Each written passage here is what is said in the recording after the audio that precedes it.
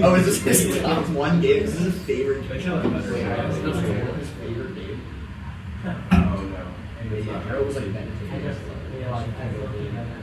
they descripted these like touchdown.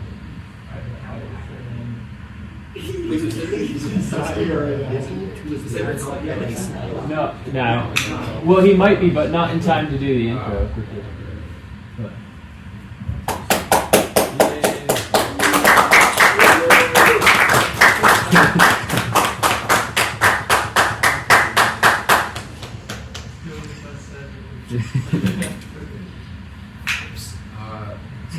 Hi, I'm Kellen.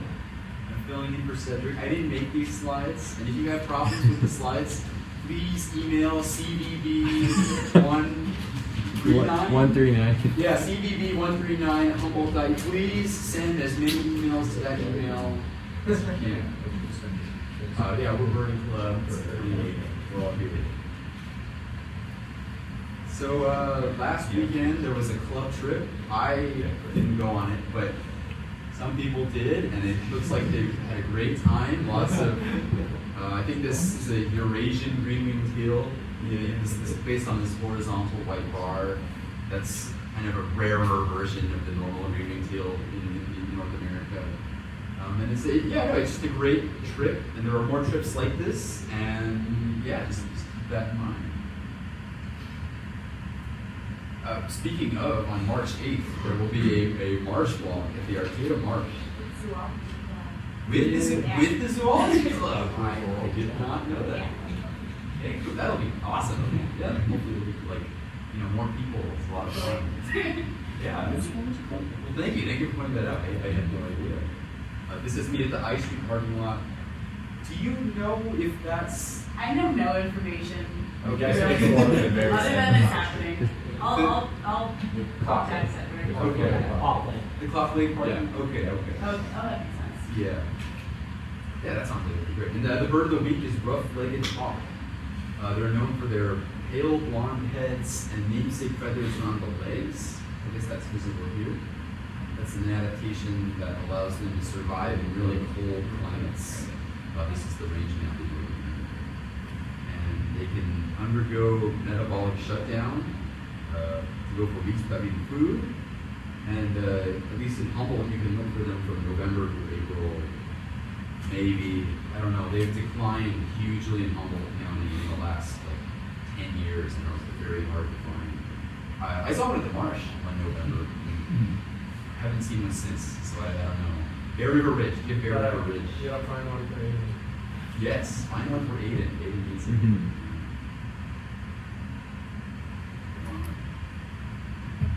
They show a lot of variation.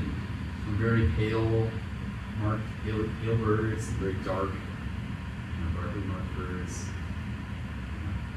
This kind of band across the belly is pretty distinctive.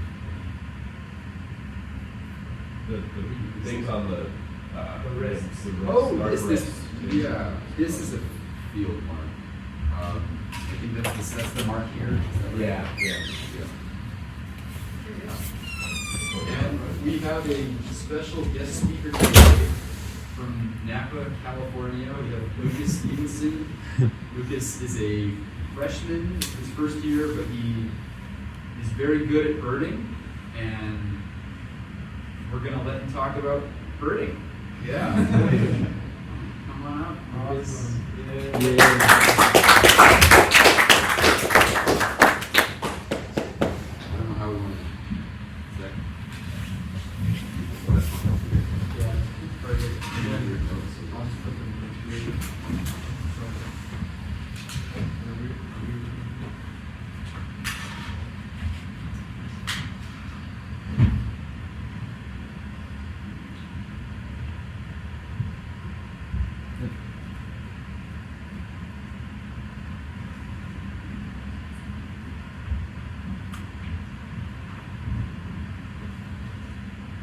Perfect. So this is my speech, the efficacy of town bird, and basically I'm going to delve into the efficacy of town bird.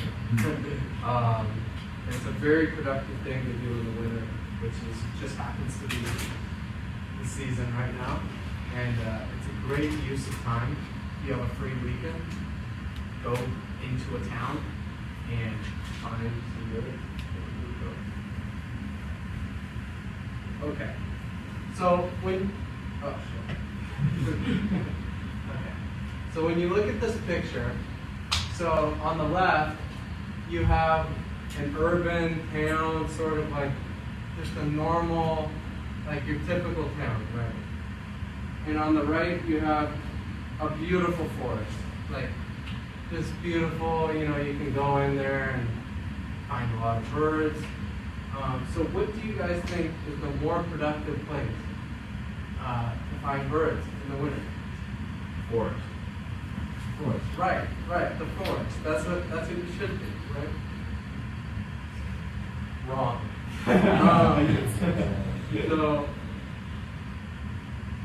why is always the question. Why would you bird an ordinary, conventional, urban town when you could bird a beautiful, expansive forest? Just why? Tell us, Lucas. Why? Well, to answer that, we need to think about where the birds are. In the winter, the birds need food. This is a robin eating a berry in a town with food. So basically, essentially, in the fall, migrants and all birds utilize the riparian in the different habitats, in the grasslands, and, in the bottoms. You see a lot of birds in the bottoms in fall. You see birds in riparian. You go out to the coast, you look on North Spit, you find migrants. But in the winter, if you try and do that, you won't find nearly as much. In the winter, it gets too cold, so the food is depleted. And the birds have to relocate into these towns to find resources, such as berry bushes, cotoneasters, eucalyptus trees. Eucalyptus trees are really productive, but I'll get into that later. And basically these towns are these concentration camps, where the birds concentrate in the winter because it's too cold everywhere else. And especially in a place like Humboldt, the birds will just completely concentrate in the towns. Whereas somewhere like LA, like they can go wherever they want. It's mild enough. It's all about the temperature.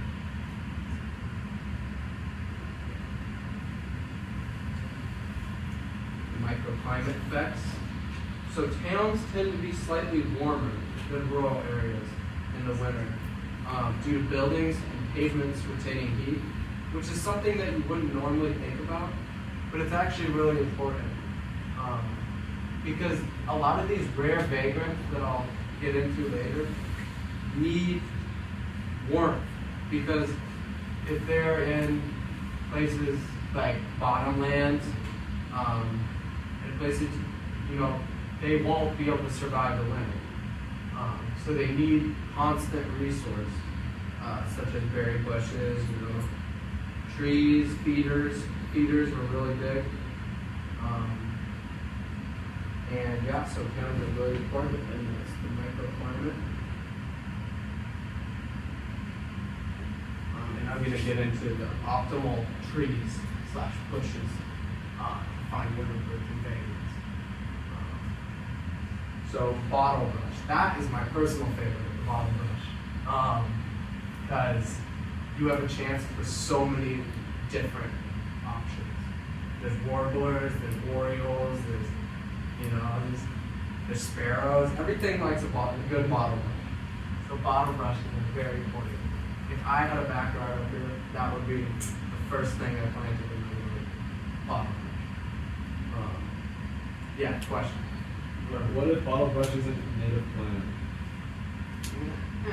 Whatever. The birds like it. It's not causing any harm. It's not like taking over other plants. So go for it, These are some street views. Actually, this top picture is a street view from Bolinas, actually, in Marin County, which is one of the best town birding setups in Marin. But it looks very, analogous to some of the Humboldt areas where we find orioles and rare hummingbirds and, rare warblers. And so basically, essentially the important trees are bottlebrush, Toniaster, apple/fruiting trees, because that's a big resource, apple trees. Here's an oriole in an apple tree, sucking stuff in from the rotting apples, which we'll get into later. Rotting apples are very important in scheduling a town birding day. Willows in town, willows outside of town, it might be like a too big patch, like an expansive patch, so you can't find the birds as easily. When they're in towns, all the birds are concentrated into those willows.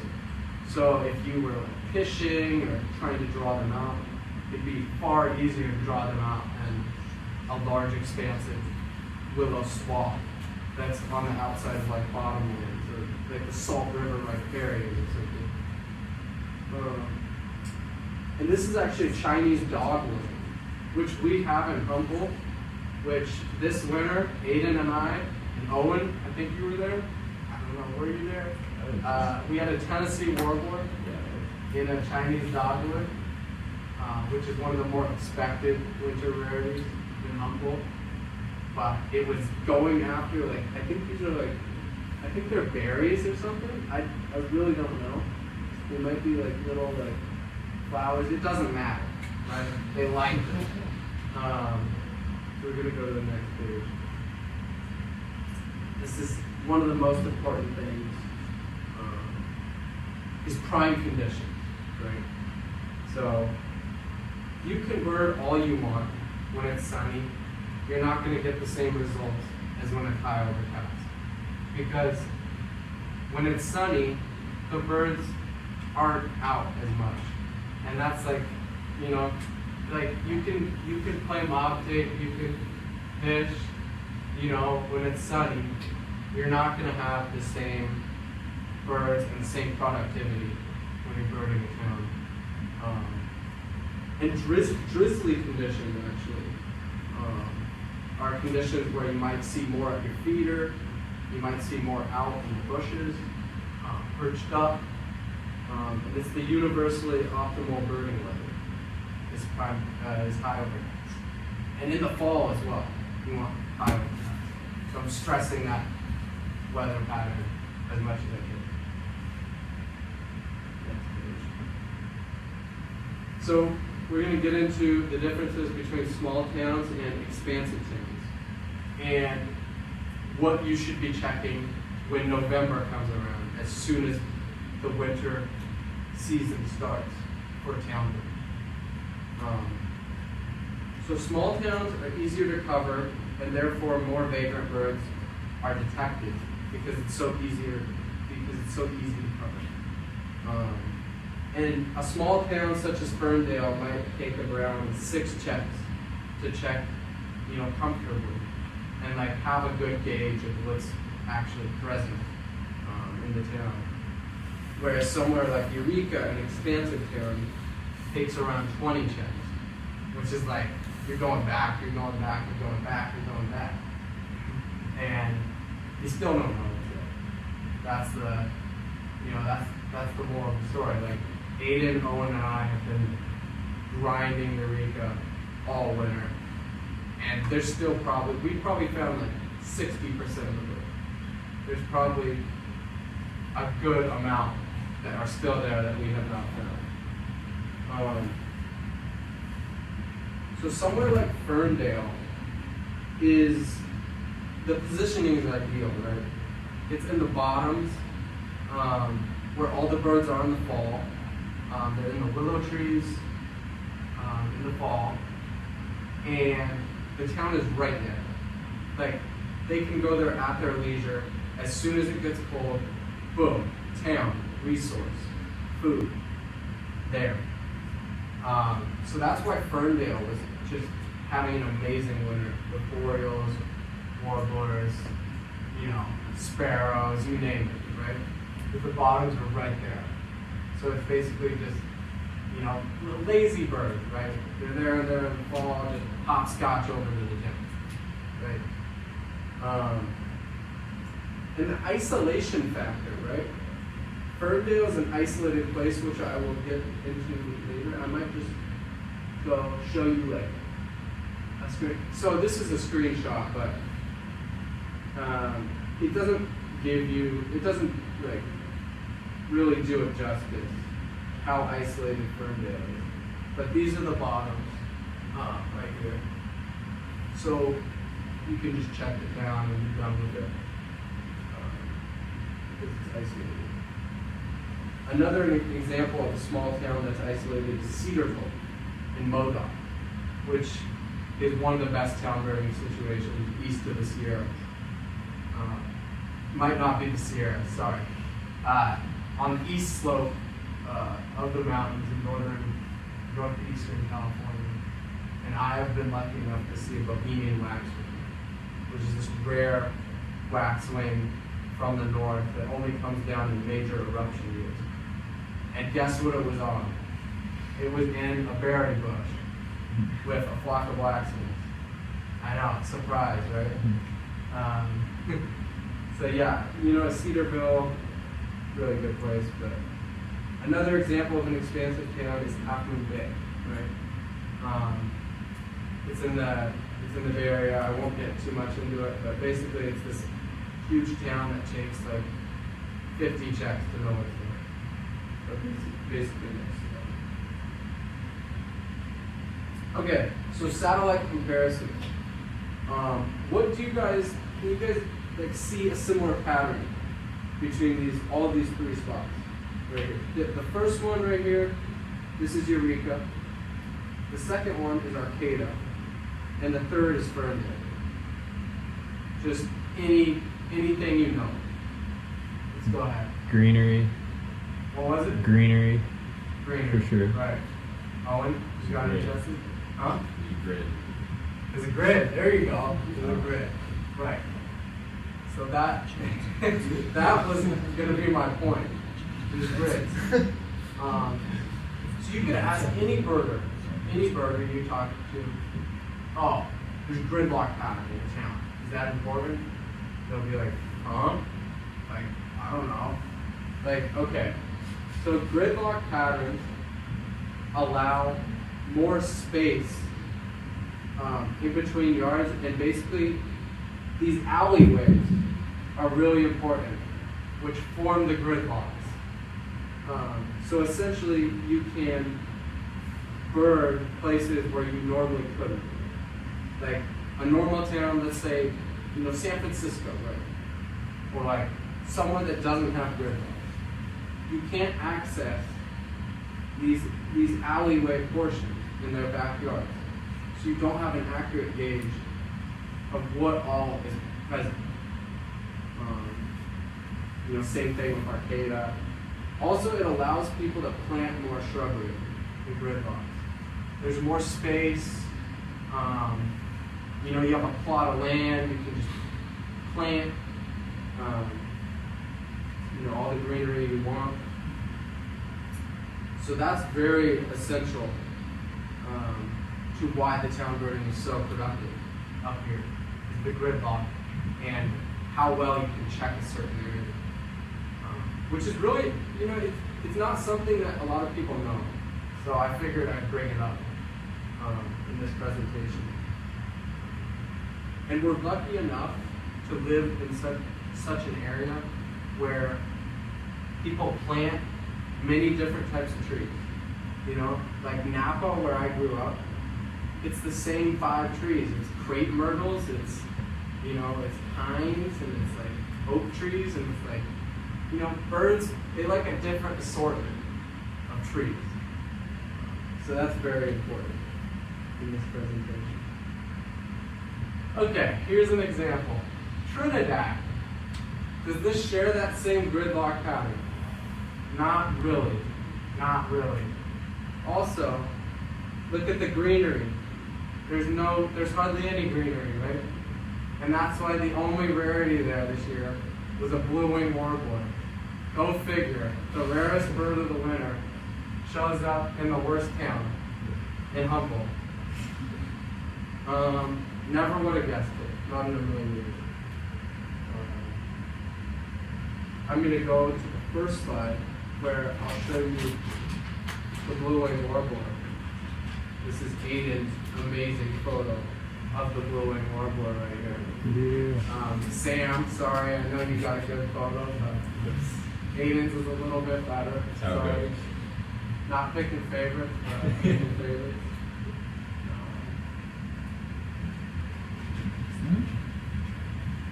Okay, so passing over Trinidad and on to cool examples of rarities found in town. So 2019 or 2021, sorry. I think I was in high school at the time and I got the report on my phone. Facebook group, obscure Facebook group. Boom, got sent it by my friend. Oriental turtle dove, Santa Clara. What did I do?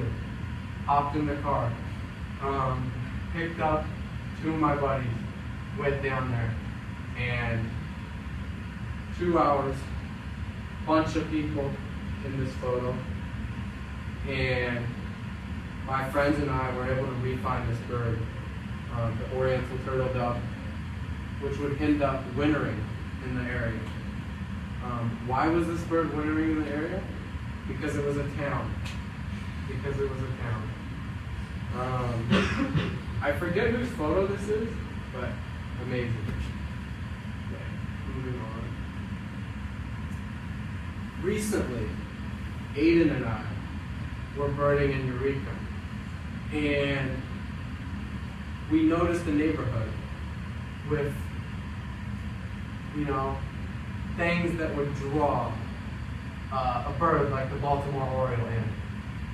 And can anybody guess in what this photo, that thing that drew the Oriole in might be? The eucalyptus, right. Right. So a flowering eucalyptus provides sustenance for this beautiful adult male Baltimore Oriole, which is extremely rare for the county. And Aiden and I, and Owen and Kellen even, were able to find Baltimore Orioles this winter, which I forget, when was the last one? Like 4 years ago or something? 2023 and then 27. But like 3 in the past 10 years or something before this? Insane. And why is that? Why were there only 3? Because people weren't birding towns. They weren't. Humboldt wasn't getting the same coverage that it is right now. So we were able to find this beautiful Baltimore Oriole. Next bird. This is a complete fluke, okay? Like, this might be the worst neighborhood habitat I've ever seen. Like, I wish we had a satellite image attached, because this place is like the worst neighborhood on the planet for birds, let alone a curve-billed thrasher, which is like a mega rarity for the state. Like, I think there's around 50 records, give or take, of curve-billed thrasher. I mean, we could fact check that later. But, completely out of left field. This is a bird from Arizona, like basically a sedentary, well, not a sedentary, but a bird that usually does not migrate and migrate places. And it showed up in Davis, or Woodland. Complete fluke. And there's some Christmas decorations over here at the house that was at. That's pretty cool. Tropical Parula. Sasha can maybe tell us a little bit about that, because he was lucky enough to see it when it was present. It was a private community that they led tours in once a week. That's what the landowners allowed. Right. And it was your typical, like, kind of suburban, not too much greenery. Like, that's generous, that picture right there. It was in much less than that. Yeah, I mean, I'm friends with Logan Kale, who chased the bird. I forget what was this, 2018, and he said basically, you know, just classic LA neighborhood, orange neighborhood, same thing, right? So yeah, you know, birds, they just go into town when they litter. It's not an only Humboldt thing. It's just a West Coast thing, right? And East Coast, anyway. We'll get into that. Rambling, Quincy, 2022. This picture was taken in the summer, so not an accurate depiction of, you know, the habitat that this rambling is occupying. But this bird, I was able to chase it in 2022. We were driving up in the night, you know, rambling, Quincy, boom, drive, take off. En route to Quincy, snow everywhere, just everywhere. So where would this bird show up? The one place with a feeder and berry bushes and resources. There's a common theme with this presentation. Birds like food, so you find them where food is. And this brambling was no exception. This is a beautiful Asian passerine with orange everywhere. The adult males, or the adults, look way prettier than this one, but this one is really pretty as well. And I think this bird was found on a Christmas bird count, which is a really good opportunity to get town bird, to just, you know, expose yourself with town birding, and really, you know, start the town bird. So I'm a big advocate for Christmas bird. Missel thrush, New Brunswick. This is basically, I think this is a province or whatever, north of Maine. So basically United States. So that's why it's in the presentation, right? So this is on Street View. I think this is in the summer. And then boom, complete 180. This is the winter. The tree's just completely bare. And what's the one thing that's present on this tree? Right here. It's a little berry, right? And this bird was basically attracted to this tree in this town because of the berries. Next thing. Yeah, question. Where's the missile thrush from? Is it supposed to be in New Brunswick? The missile thrush is not supposed to be in New Brunswick or even this whole continent. This was actually, I think, a first. Actually, totally wrong here, but I think it was a first aviary record. And I think it came from Europe, because most of the time the rarities that show up from different continents on this side of the country show up from Asia, and the rarities that show up on the east show up from Europe, right? So it makes sense, right? Yeah, question. Do they like fly all the way across the ocean, or they like? That's exactly what they do. Okay. Yeah. Well, he's so small. How can you do it? Birds are amazing, man. You know?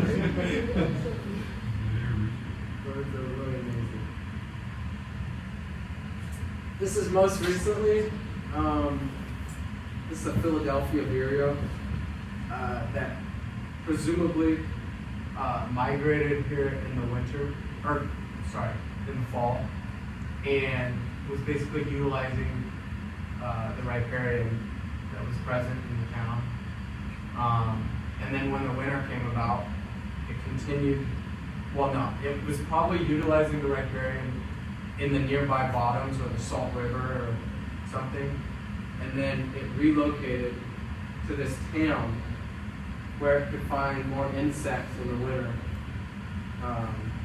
And this is actually a riparian patch that hosted many different vagrants in the winter, and this recent winter. Aiden, Owen, and I'll get into that, and Callan. Birded this riparian patch really times, but I'll get into that. Philadelphia burial, pretty exceptional. I think there were around 2 this past fall. One, only this past right. One. But I'm sure this was the second, right? This bird didn't migrate here in the winter. It was here. No, this was the only one for this fall winter season in the state. That Okay. was popular bird. Right. I know Emmett and Desi, I think, found one right across the border in Nevada. I didn't realize that. So yeah, only record of this bird in the state last year. California is one of the most birded places on the whole West Coast and the whole country. The whole country. So very exceptional that was the only bird last year. Okay. So when you're town birding and you're looking for rarities, right? You just want to go in there, just pop a bunch of rippers, right? Rarities, plausible rarities. This is the list of birds that you might just be able to find. Clay-coated sparrow, probably the most quintessential vagrant that can show up in town, right? Expected. Play sparrow mob, fish, do a little pop out with the sparrows, clay-coated sparrow. Yellow-bellied sapsucker. I think we have a photo of that back here on the first slide. This is Aiden's photo. I think you guys can all clap for Aiden. I think like 3/4 of these pictures are his. So yeah, yellow-bellied sapsucker, apple, boom. So sapsuckers in general love apples. So if you're birding a town, look for the apples. You might find a sapsucker. Orchard oriole. Any flowering trees, or like bottle brush, like I mentioned. Basically, even hummingbird feeders. They just nectar addicts, right? So you might find one of those. Baltimore oriole, already went over that. Beautiful, just orange plumage. They can be drab too, though. So you have to look for in differentiating them from boys. They have like more black wing coverings. Move one seat differentiate them from boys. Tennessee warbler, went over that. Basically green warbler with white undertail coverings. If you see anything with white undertail coverings, which is an event of a bird, it's where they release waste. If you see the white undertail coverings, you know you have some. So look for those white undertail coverings. Bullets oriole, apples, almonds, could happen, riparian. Potential rippers that you might be able to find. These are long shots though. Every town you bird, you might be lucky to find these once every 5 years, right? Cape May warbler. Sorry, I didn't add pictures to this one. Virginia's warbler, which we have a photo of. I think this is props to Rob Fowler for the photos. For this photo right here, Virginia's warbler. Smooth gray warbler with a bright yellow vent. This is the vent of a bird. These are breeders home to like Colorado,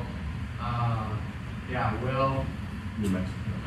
New Mexico, right? Yeah, and 2 spots in California, I think, host breeding Virginia Thorn, which surprisingly show a habit or a pattern of coming to these northwestern towns, which is like, who would have thought?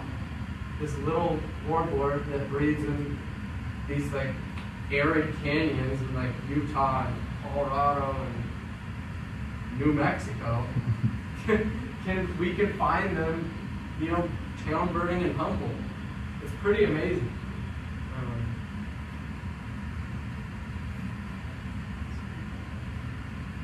Prothonotary warbler, one of the most beautiful warblers.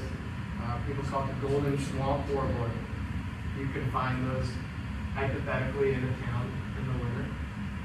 Scarlet tanager, one of the most beautiful tanagers.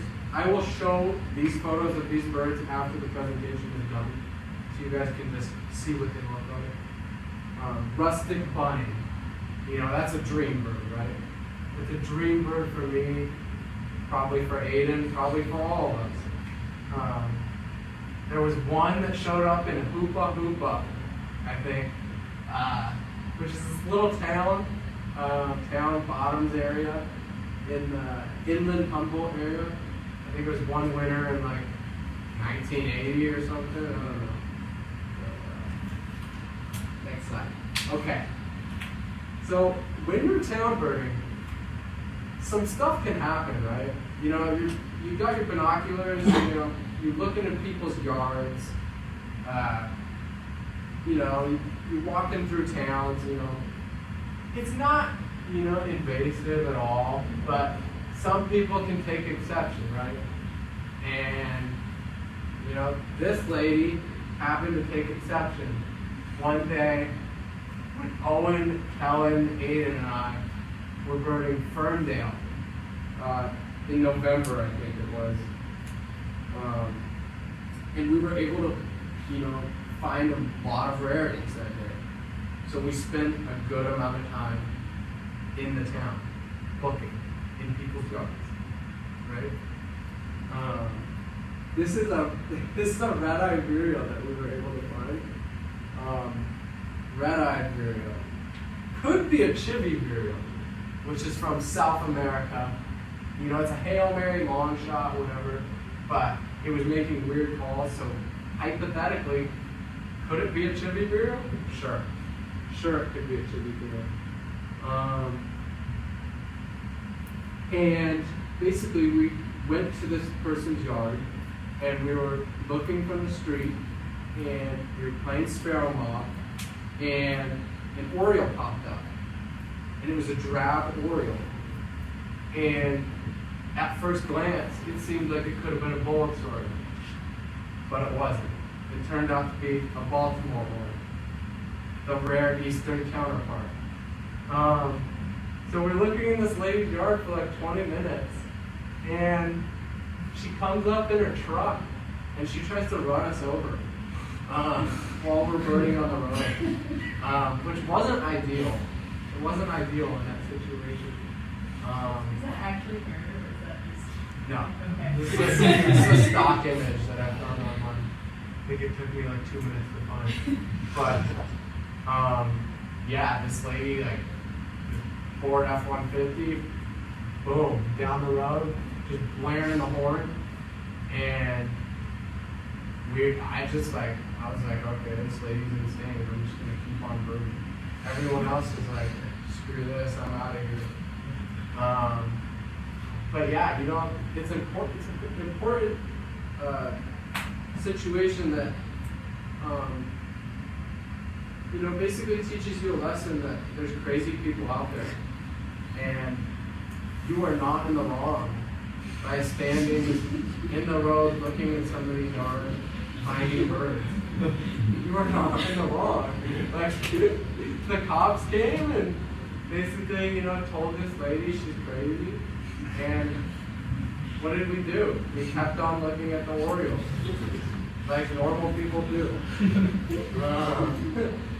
So next slide. And you know, what a way to wrap it up. That is,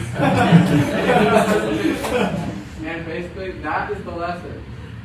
You can burn towns, you can find rippers, you can find rarities, and there's going to be people that don't really like that. But what do? What can you do about these people? You can keep on burning, and you can find more rivers to piss more people off. So, there's my presentation.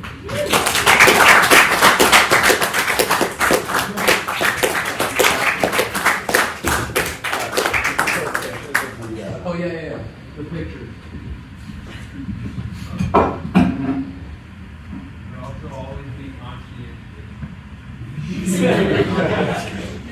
Legal disclaimer. Yeah, that's Okay, so. Sorry, Terry. Yeah. I hope that wasn't. So this is a beautiful longboard from the south that you could possibly see when you're birding it down. Just complete like, stunner of a bird.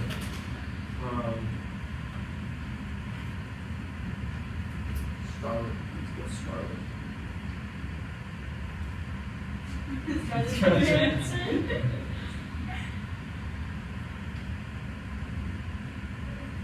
This is what the males look like in alternate plumage, which is the summer breeding plumage. You'd never find one of those when you're birding it down. You'd probably find one that looks like, let's see, like this. Yeah. So you see a green bird with black wings. You found something. You did it. Congrats. Let's see. Field sparrow. So this is a bird that I actually was able to happen upon. When was that? Last winter? Last winter was a crazy winter in Humboldt. This winter was good. Wasn't nearly as good as last one. Here's a field sparrow. Something like that. You get the overall gist with this one. Last one, I just want to pull this up because I got to. This is a purple swamp chicken or purple gallinal, whatever you want to call it. Showed up at the Arcata Marsh last winter. So you really never know what you're going to find when you go out birding. There that is. And then rustic bunny. This is every birder's dream bird. Right here. Rustic bunny. Wow. Look at that. Just a brown, ordinary sparrow type bird. But if I saw that, I would probably faint on the spot. That's my day. Found the rustic bunny, fainted, got taken to the hospital, Like, anybody else, they wouldn't care, like, if they just saw that bird, but us birders, we're crazy. Yeah.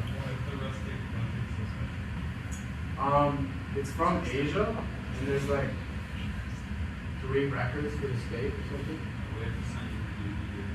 And then, there's one more that I was thinking. Oh, yeah. Good.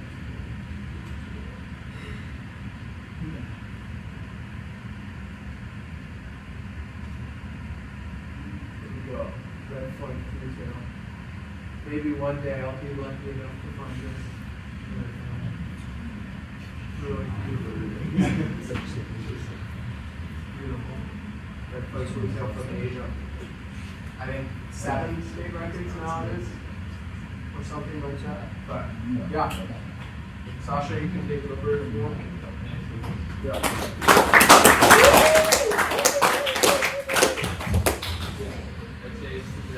How good town birding can be, especially the winter months. keep an eye out for March 8th. March walk? March 8th. It's that weekend anyway. Yeah. Thank you very much.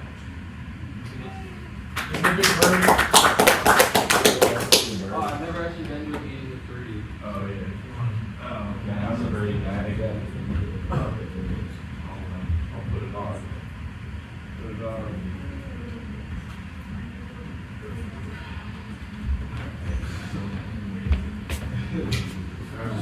So this game, Correct. you haven't played